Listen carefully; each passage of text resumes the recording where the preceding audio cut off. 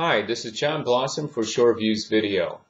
Thinking today about the recent U.S. Federal Trade Commission guideline announcement. The FTC is saying that bloggers and other people using social media outlets are going to be subject to many of the same guidelines that they have previously used to determine when somebody is providing a paid endorsement.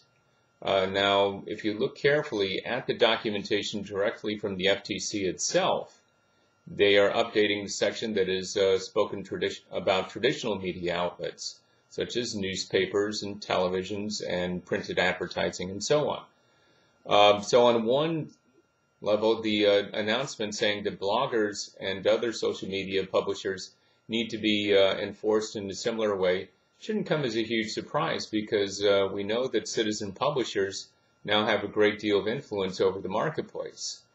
And what the FTC seems to be saying in the mainstream press is that they're not going to be using this as a huge blanket to go out there and to round up the bloggers because they're talking about things in their weblogs that may have some sort of indirect influence.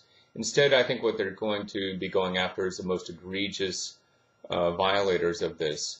Some of the potential downsides for this, maybe we're going to see something happen to pay per post, which has been a huge issue out there where people are being paid $50, $75 roughly to go out there and write blog posts that are favorable to a particular product or service. So pay per post might be one of the first things that's impacted by this. I'm curious to see how far this goes, especially as time progresses. Right now here in the U.S., we're not in a major election cycle, but how is this going to affect people who are out there talking about politics and talking about other major issues there that may be backed by sponsoring organizations? Only time will tell on that.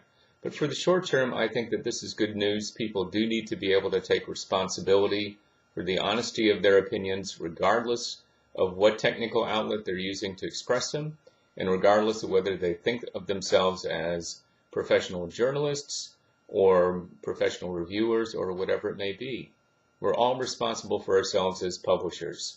So I don't think this is going to have a terribly negative impact on any sort of freedom of speech issues, and may help to clean up some of the issues that have been out there regarding sponsorship of opinions that are more biased than people are letting on.